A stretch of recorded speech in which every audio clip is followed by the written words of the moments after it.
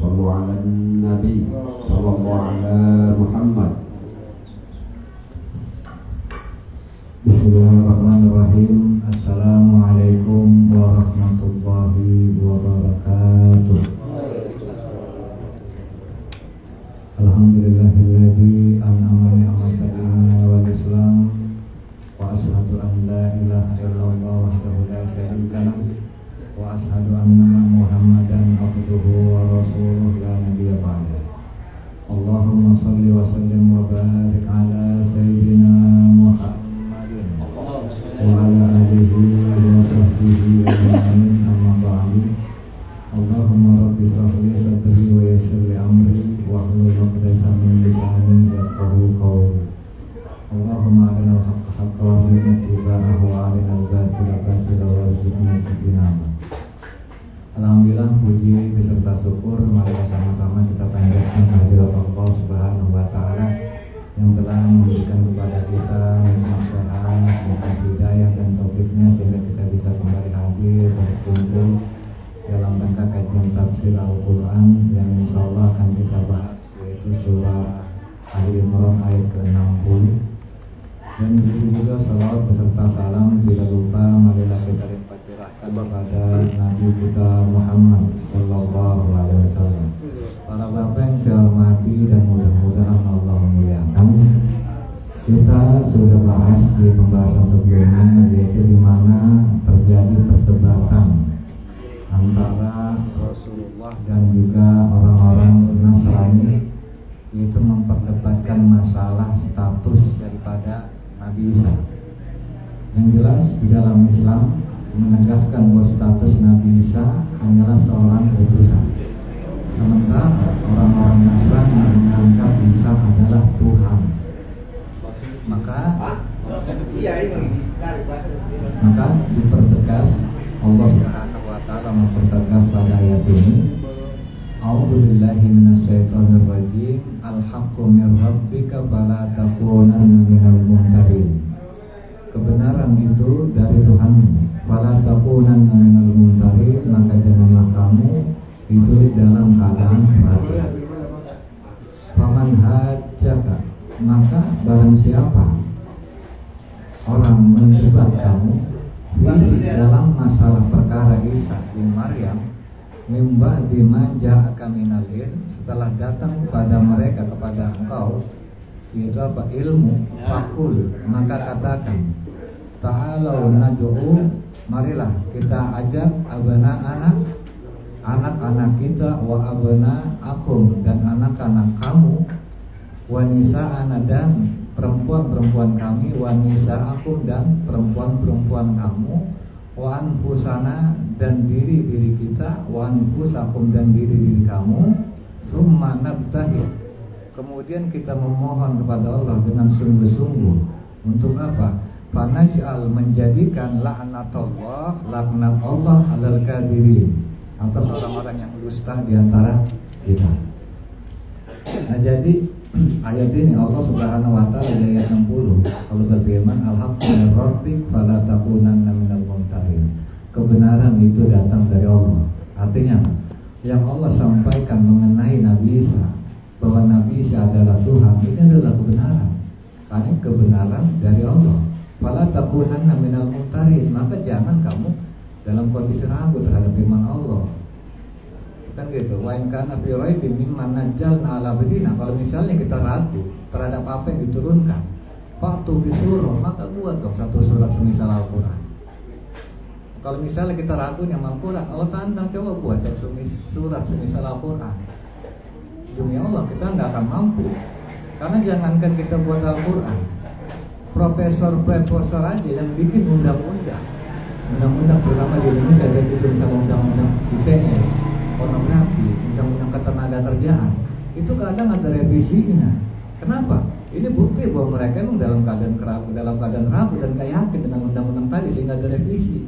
Sementara Al-Quran la raiba fi, nggak ada keraguan, nggak ada istilah revisi di dalam Al-Quran. Ini 1400 tahun yang lalu, tapi masih masih pantas ketika undang-undang itu kita pakai zaman sekarang. Padahal ini undang-undang atau apa dia ada turun 1400 tahun yang lalu. Maka nggak berlebihan kalau Allah bilang al-haqqu min rabbik fala takunanna minal mumtarin, terutama terkait masalah Nabi Isa.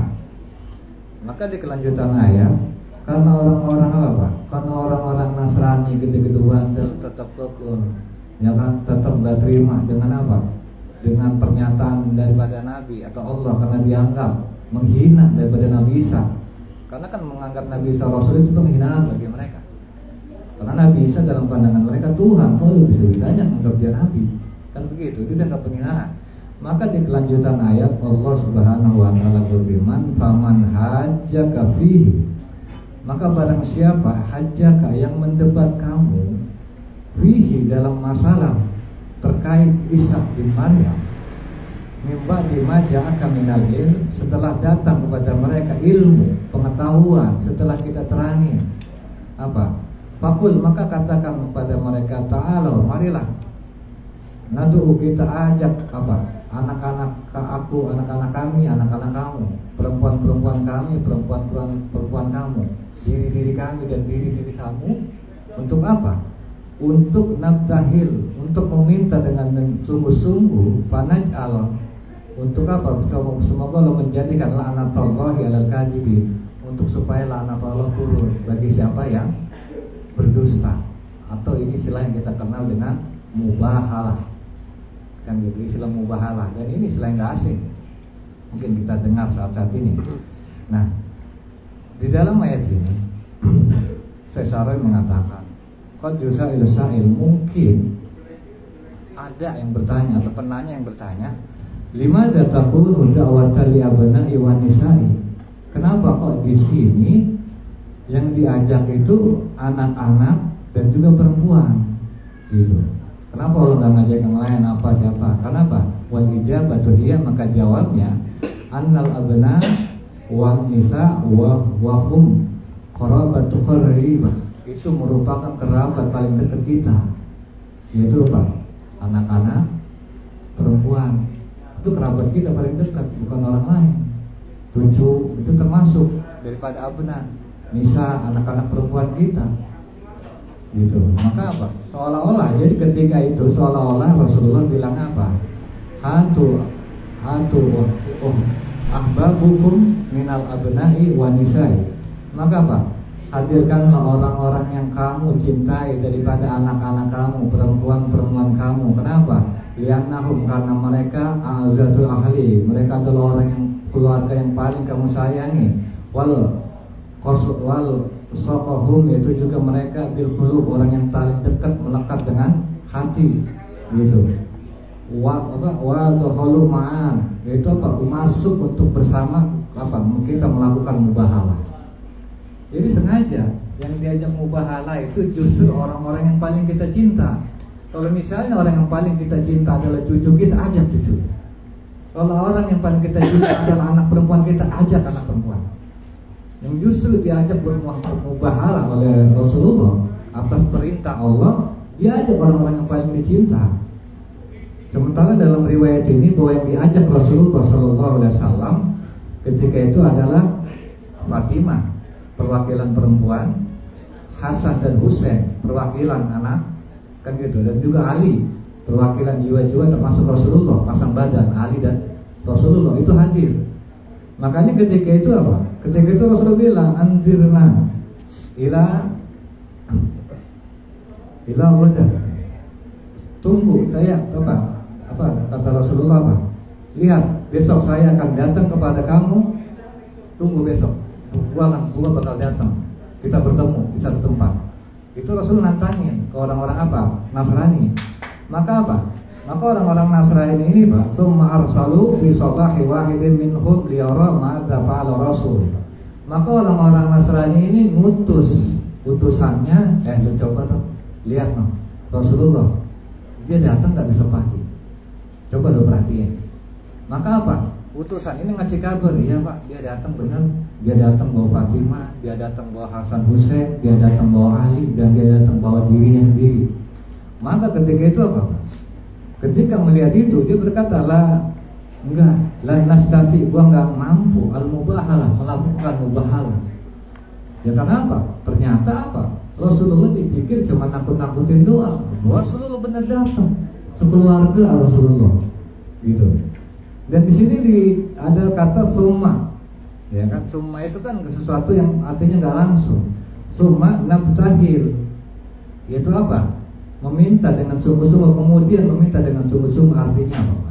Artinya ketika Rasulullah SAW ngajak Hasan Hussein, ngajak Fatimah, ngajak Ali, itu Rasulullah nggak lantas ngajak, tapi Rasulullah kasih pengertian bahwa ini ajakan penuh resiko, resikonya besar. Diajari Rasulullah begini, kita akan melakukan mubahalah. Nanti kalau kata Rasulullah, kalau gue berdoa, kalau gue bilang amin, dulu amin. Begitu, saking apa Pak? Ini mubahalah resikonya besar. Sampai katanya di sini katakan semua kemudian. Artinya proses Rasulullah apa? Ngasih pemberitahuan tentang mubahalah ini. Tapi yang terjadi apa? Mereka enggak. Akhirnya apa? Mereka enggak mau. Karena mereka yakin, wah, enggak mungkin ada orang berani melakukan mubahalah ini kecuali nanti. Nah, mereka ini apa? Ya udah, cari aman aja, ya udah. Sekarang begini aja dah. Sekarang udah, gua enggak malu dan gua enggak akan, dan gua juga sebaliknya akan membayar jizyah, pajak. Ya udah, sekarang utus orang yang paling adil di antara kamu ya Muhammad. Artinya apa? Mereka daripada menerima tantangan mubahalah mendingan mundur. Kalau memang istilahnya mereka harus bayar jizyah, bayar pajak kepada Nabi, ya mendingan dibayar daripada ngambil risiko daripada mubahalah. Begitu Pak. Artinya apa Pak? Yang namanya mubahalah dalam Islam atau di dalam Al-Quran yang terjadi di masa Rasulullah itu sejatinya nggak pernah benar-benar terjadi yang namanya mubahalah Pak. Itu nggak ada, nggak pernah terjadi. Kenapa? Karena pihak orang-orang Nasrani nggak mau melakukan mubahalah. Karena yang namanya mubahalah kan artinya saling, nggak cuma satu orang. Nggak lantas Rasulullah teriak, gua mubahalah begini-begini, nggak bisa, itu bukan mubahalah namanya. Tapi mubahalah itu apa? Kesepakatan dari dua pihak, yang mana mereka sepakat untuk sama-sama minta dilaknat sama Allah tentang siapa kalau kita lebih yang salah. Ya udah, semoga laknat Allah turun terhadap orang yang salah satu di antara kita yang berdusta. Nah itu namanya mubahalah. Kalau keluar sendirian, ya bukan mubahalah, nggak saling gitu namanya. Kan begitu. Nah terus juga yang perlu kita perhatikan, yang jadi unik ini di sini Rasulullah berani banget mendatangkan orang-orang yang paling dicintai. Nah, sehingga ini kan menjadikan pelajaran bahwa keimanan dan keyakinan yang mendalam itu mampu menghilangkan rasa takut akan sesuatu yang secara zahir merugikan. Seperti apa? Mencelakakan orang-orang yang dicinta, tapi secara zahir kan beresiko besar terhadap orang yang dicinta. Tapi kenapa? Karena Rasulullah yakin Allah nggak mungkin memerintahkan sesuatu yang bakal mencelakai gua, bakal merugikan keluarga gua, bakal mencelakakan anak keturunan gua, dan itu Rasulullah yakin. Artinya apa? Rasulullah yakin ketika Allah merintahin sesuatu terhadap gua, keluarga gua, nggak mungkin bakal celakain gua, nggak mungkin bakal nyalakain keluarga gua, maka Rasulullah yakin. Nah begitupun Pak, bukan cuma dalam hal mubahalah, dalam segala hal Islam memerintahkan kita sedekah, secara zahir merugikan, ya kan? Tapi kalau misalnya kita yakin bahwa Allah nggak mungkin bikin rugi orang sedekah, kita berani sedekah. Misalnya apa lagi? Berkurban. Berkurban itu kan suatu hal yang unik Pak. Unik, istilahnya unik. Kenapa orang bisa? Padahal kalau kita jujur, kalau biasanya kalau kita belanja ke pasar, ngelihat harga sapi udah mahal, kita udah segan. Kita ditawar nggak bisa, kita pergi. Tapi anehnya ketika kurban, kita korban satu sapi bisa. Dan gitu, secara dohir korban kambing, satu kambing sapi itu kan rugi. Tapi kalau misalnya kita punya iman yang kuat terhadap Allah, walaupun yang kita keluarkan kambing, kita nggak akan ada ketakutan terhadap kerugian itu. Justru dengan berkorban kita dapat keuntungan besar. Keuntungannya apa Pak? Keuntungannya pelajaran. Karena korban yang kita ada setiap tahunnya itu sekedar apa? Simbol. Padahal sejatinya setiap hidup itu membutuhkan yang namanya pengorbanan. Satu contoh, ini pengajian. Pengajian ini kan butuh tempat. Maka harus ada orang yang berkorban mengorbankan tempat sehingga tempat ini bisa ngaji dipakai buat ngaji nggak di sini atau di rumah orang tua saya, kan begitu. Dan begitu juga kayak misalnya ngajar. Yang namanya ngajar kayak gini kan juga butuh pengorbanan. Kadang-kadang kalau misalnya yang ngajar butuh misalnya dapat butuh amplop, kadang-kadang ada pengajian yang gulung tikar justru karena apa? Karena muridnya nggak kuat ngasih amplop. Maka kalau misalnya kita termasuk orang tua, penjalan itu pengajian. Dan bahkan begitu juga anak kita bisa gede, ya kan? Dari kecil padahal dia nggak bisa ngapa-ngapain bisa gede karena ada pengorbanan orang tua. Dan bahkan jujur, bisanya berbicara di saya di sini, itu kan karena pengorbanan orang tua saya yang mesantrenin saya. Coba kalau orang tua saya nggak pernah mengorbankan dirinya, tenaganya untuk saya, nggak bisa saya ngomong di sini dan bapak-bapak nggak akan bisa mendengar kajian tafsir Al-Quran. Kan begitu. Maka apa? Disitulah pengorbanan yang secara dohir kita nggak rugi, nguntungin sebenarnya. Kalau kita yakin, seperti yakinnya Rasulullah, walaupun yang didatangkan adalah orang-orang yang dicintai, walaupun itu secara dohir resiko besar, menjadikan anak tameng untuk dilaknat sama Allah, tapi kan Rasulullah yakin bahwa Allah nggak mungkin memerintahkan sesuatu yang mencelakai dia, mencelakai keturunannya, maju, nggak mundur Rasulullah seperti itu. Dan juga walaupun ini ayat perintah mubahalah, tapi sejatinya seperti tadi bilang ini nggak pernah terjadi karena orang-orang Nasrani nggak mau, takut gitu. Dan juga yang perlu kita ambil belajar bahwa yang namanya mubahalah ini nggak bisa sembarangan, nggak menenteng diucap. Tapi apa Pak? Ini dilakukan setelah kita yakin 100% bahwa kita ini benar 100%. Buktinya apa? Rasulullah yakin kan ada Allah yang nge-backup. Dia kan gitu, ada Allah yang nge-backup. Terlebih di ayat ini kan apa yang dibilang? Maja'aka minal ilmi, setelah datang kepada kamu pengetahuan. Jadi kalau misalnya terkait ini jadi apa? Terkait masalah hal yang paling apa? Inti dalam masalah agama. Kalau masalah cabang, sekedar masalah beda kunut, maulid apa enggak maulid, ini emang nggak perlu pakai mubahalah. Kan gitu, itu udah jelas ada perbedaan pendapat. Gue sekitar minta saling dilaknat sama Allah. Gue yang benar itu yang maulid, nggak maulid nggak benar. Nggak perlu. Itu masalah cabang, masalah furu. Dan juga untuk masalah furu itu nggak perlu. Dan apa juga, apalagi urusan dunia, politik dan lain sebagainya itu nggak perlu mubahalah. Sampai harus melaknat, sampai minta mubahalah. Kenapa Pak?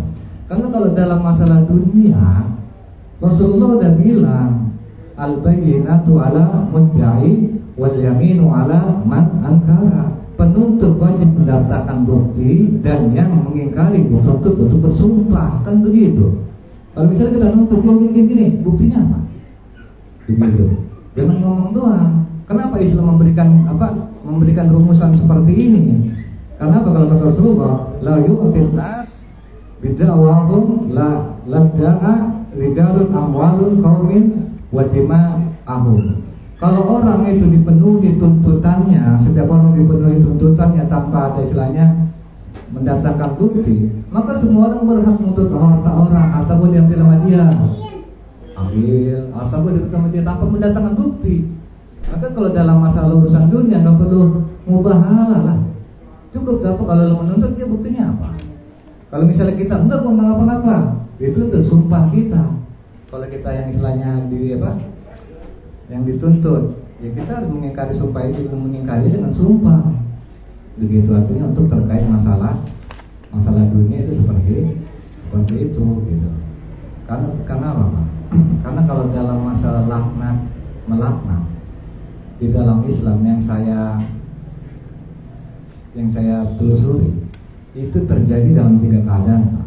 Yang pertama terkait masalah keimanan, inti daripada keimanan seperti apa? Keimanan yang seperti tadi kita bahas tuh, masalah Isa ini anak Tuhan apa utusan Tuhan. Nah ini terkait masalah ini saling melaknat itu ada terkait masalah keimanan. Yang kedua terkait masalah ilmu Pak. Itu terjadi laknat terkait masalah ilmu. Maksudnya gimana? Ini saya bahas juga di pengajian ibu bagaimana kan pembahasan itu sama, yaitu apa? Dulu umat Islam itu waktu itu jumlahnya masih sekitar 140.000. Dari 140.000 itu ulamanya atau yang hafal Quran itu cuma 120 orang Pak. 120 orang. Nah ketika itu ada satu kaum yang meminta kepada Rasulullah supaya Rasulullah mendatangkan ulama, mendatangkan orang-orang yang hafal Al-Quran supaya mendakwahi mereka.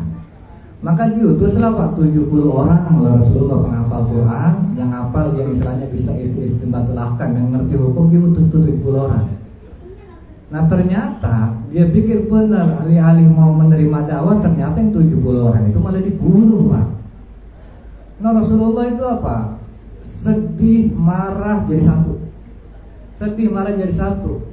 Sampai ada Rasulullah melaknat itu, sampai ada kunut najilah di mana di situ Rasulullah melaknat, Allahumma al'an fulanan wa fulanan wa fulanan. Ya Allah, laknat dia, laknat dia, laknat dia. Saking apanya itu Pak? Saking Rasulullah marah. Sekarang logikanya ulama cuma ada 120, dibunuh 70, siapa yang gak marah? Rasulullah sampai ngelaknat itu terkait apa Pak? Terkait ilmu. Kalau ulama udah dibunuh, kalau ilmu coba dipadamkan, jangan macam-macam. Kalau urusan itu, kalau istilahnya pamannya Sayyidina Hamzah dibunuh, sedih doang Pak, nggak perlu pakai marah. Ketika terkait istilah keluarga, ketika dia ditoib, ditimpukin batu, dirinya kakinya berdarah-darah, tawaran malaikat supaya nimpa gunung itu kepada kaum Taib ditolak Pak. Tapi kalau udah ulama, kalau udah ilmu yang coba dipadamkan, marahnya Rasul bukan main. Dilaknat itu kan Rasulullah, saking apa? Saking Rasulullah kesel sama orang-orang yang membunuh ulama. Dan juga makanya Pak Rasulullah SAW kan di dalam surah Maryam waktu di kajian ibu-ibu dibilang apa? Fala ta'jal alaihim, maka janganlah kamu tergesa-gesa ya Rasulullah alaihim atas sikap mereka. Innama, dan hanyalah na'udzu lahum, kami menghitung lahum kepada mereka godan dengan hitungan yang pas, hitungan yang teliti. Maksudnya apa? Rasulullah ketika itu merasa terganggu atas ulah-ulah kaum kafir yang ganggu dakwah Rasul. Sampai Rasulullah terbesit kepikiran dalam hati, pengen ngedoain, pengen minta diturunkan azab, diturunkan laknat. Itu belum.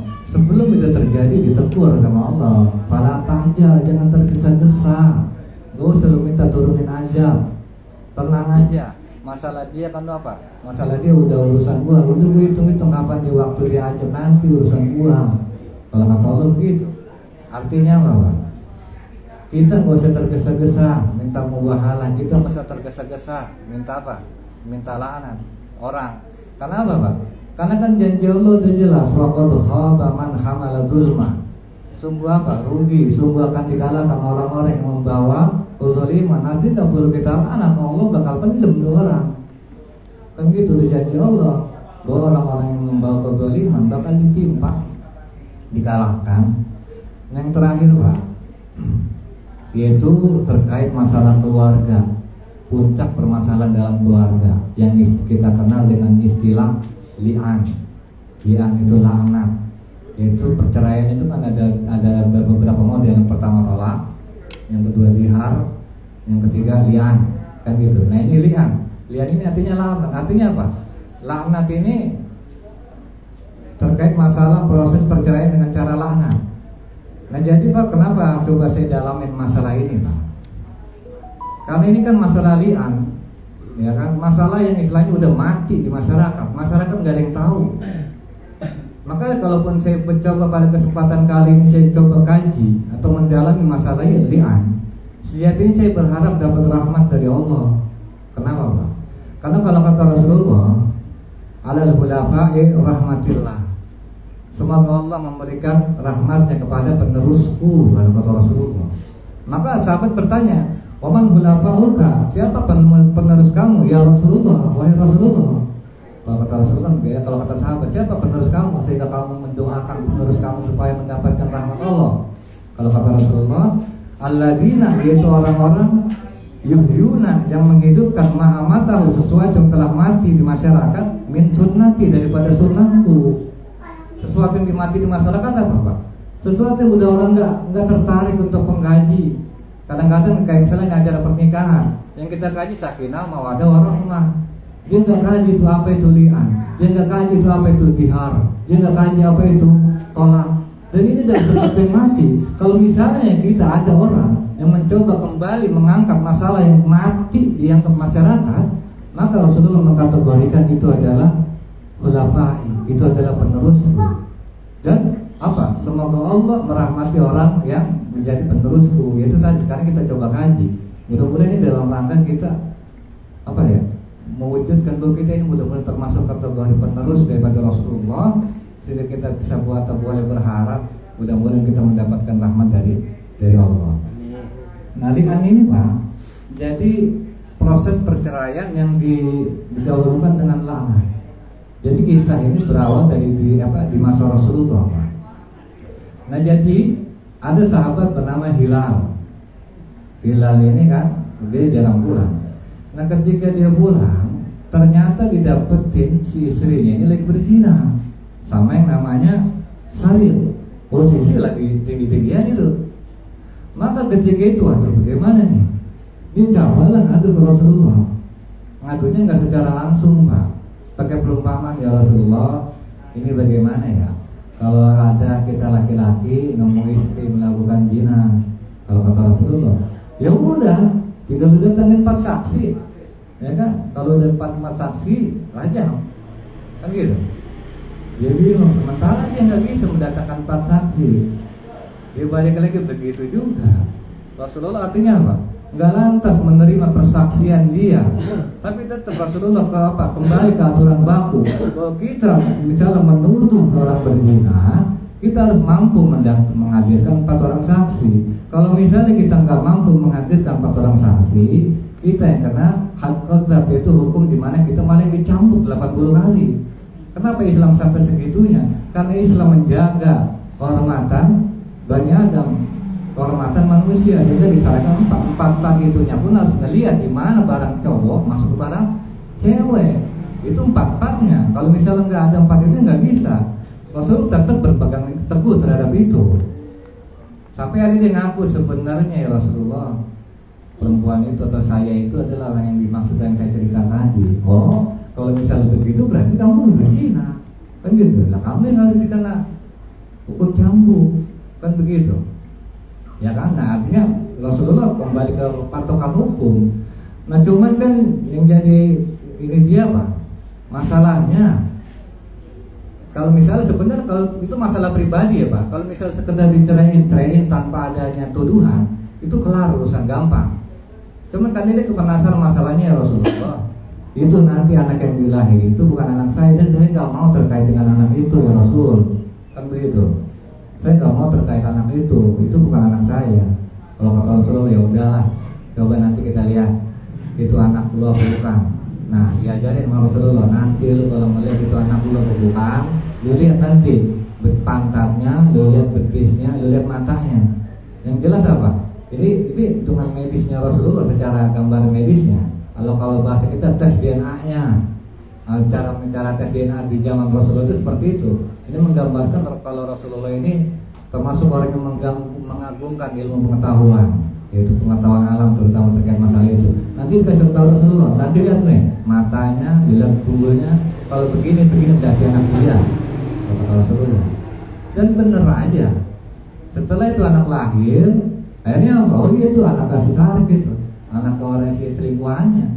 Buktinya jelas sesuai digambarkan Rasulullah, ya kan?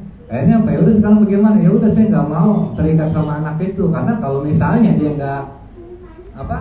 nggak bisa membuktikan, satu sisi serba salah, satu sisi dia nggak mau terikat, tapi di sisi lain kalau dia tuduh berzina dia kena cambuk. Ya udah tinggal tunggu nanti bagaimana firman dari Allah, tunggu. Akhirnya turunlah perintah tentang li'an, laknat. Ya udah sekarang lu ajak bini lu, kita semua kumpul, yang bini lu selingkuhan kita masjid. Karena ketika itu tempat di masa Rasulullah, tempat berkumpul itu di masjid. Ya udahlah, bersumpah nih si Hilal. Saya bersumpah, selamat bersumpah bahwa saya orang jujur, bahwa saya melihat dia ini berzina. Itu 4 kali Pak. Karena dia nggak bisa menghadirkan 4 orang saksi, maka dia bersaksi 4 kali. Dan yang kelima itu ngomong apa? Kalau misalnya saya ini berdosa, maka saya siap menerima laknat. Nah, gitu. Nah itu tinggal tergantung ceweknya mau nolak apa enggak. Kalau misalnya ceweknya nerima, cewek dirajam, anak nggak terikat lagi tuh.